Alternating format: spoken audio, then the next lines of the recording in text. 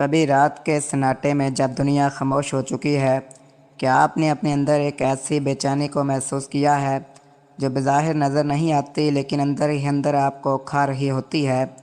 نیند آتی ہے مگر گہری نہیں، جسم بظاہر ٹھیک ہوتا ہے مگر اندر کوئی خلا ہوتا ہے، ایسا خلا جو صرف دل کا دماغ میں نہیں بلکہ مردانگی کے احساس میں ہوتا ہے۔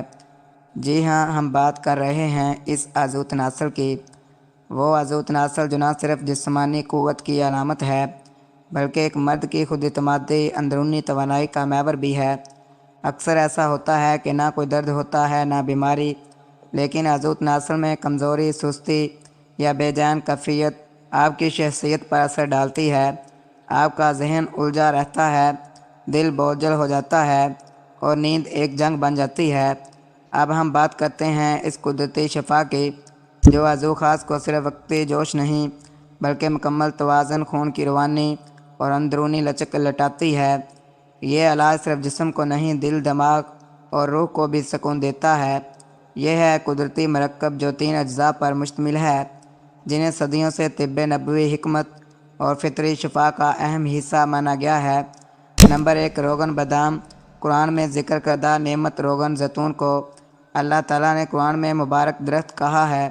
یہ قدرتی تیل ہے جو صدیوں سے بطور غذا استعمال ہو رہا ہے۔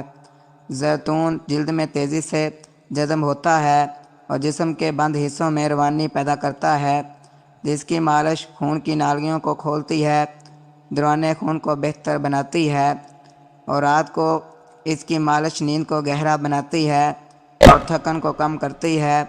زیتون میں اینٹی آکسیڈنٹس ہوتے ہیں جو سوزش کو کم کرتے ہیں۔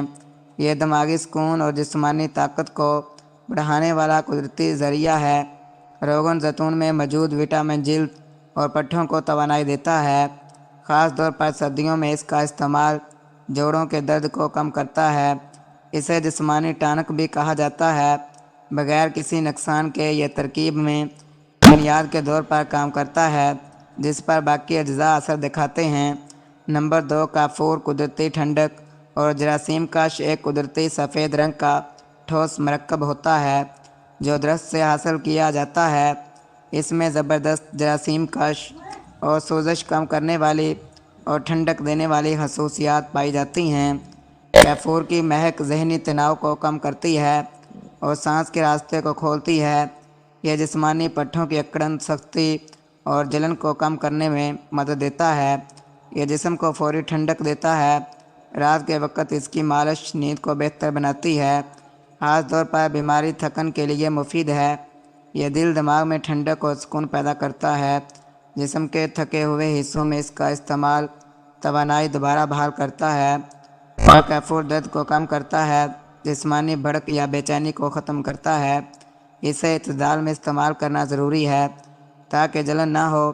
ترکیب میں یہ کولنگ ٹھنڈک پیدا کرنے کے لیے اجزاء کو شامل کیا جاتا ہے۔ نمبر 3 پر ہے جوتری، خفیہ طاقت کا خزانہ۔ جوتری جعفر کے خوشبودار پھول کی پرتش ہے جسے صدیوں سے بطور دوا استعمال کیا جاتا ہے۔ اس کا مزاج گرم اور خشک ہوتا ہے جو سردی یا کمزوری کے اثرات کو دور کرتا ہے۔ یہ جسمانی پٹھوں اور نسوں کو طاقت دیتا ہے اور خون کی روانی کو تیز کرتا ہے۔ جوتری تھکن اور سستی کو دور کرتی ہے۔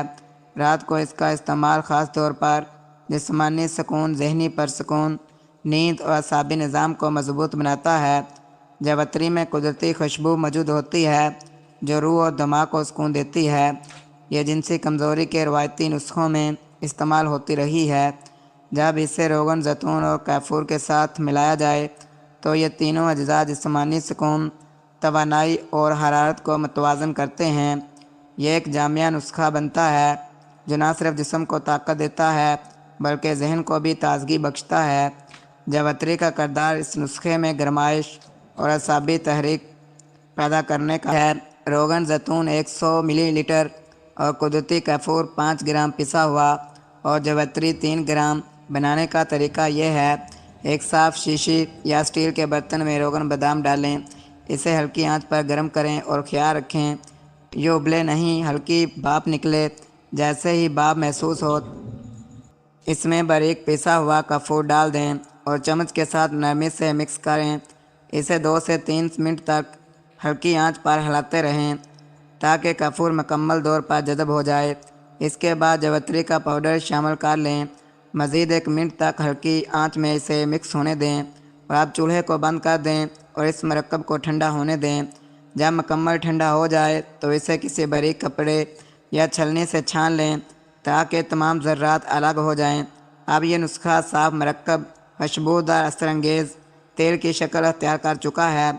आप इसे साफ़ खुश्क शीशी में महफूज कर लें और याद रखें शीशी को किसी ठंडी जगह पर रखें जहां पर नमी ना हो।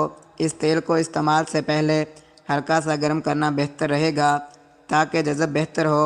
ज़्यादा देर तक इस तेल को रखने से इसका असर कम हो जाता है, इसलिए दिन बाद एक नए मकदार में यह तेल तैयार करें। यह नुस्खा सादा है मगर सदियों का आजमाया हुआ नुस्खा है। इसका तरीका इस्तेमाल ये है कि रात को सोने से 10 मिनट पहले अज़ू ख़ास या जिस्म के थके हुए हिस्से पर इसकी मालिश करें। हल्की हल्की मालिश तक इसकी मालिश जारी रखें ताकि पूरी तरह जज़ब हो सके। यह रोज़ाना इस्तेमाल किया जा सकता है, ख़ास तौर पर सर्दियों में इसके फ़वाइद दुगने हो जाते हैं। यह तेल सिर्फ बैरूनी इस्तेमाल के लिए है, अंदरूनी इस्तेमाल के लिए इसको इस्तेमाल ना करें। अगर मालिश करने से एलर्जी हो जाए जिस्म के किसी हिस्से पर तो फौरी तौर पर डॉक्टर से रजू करें।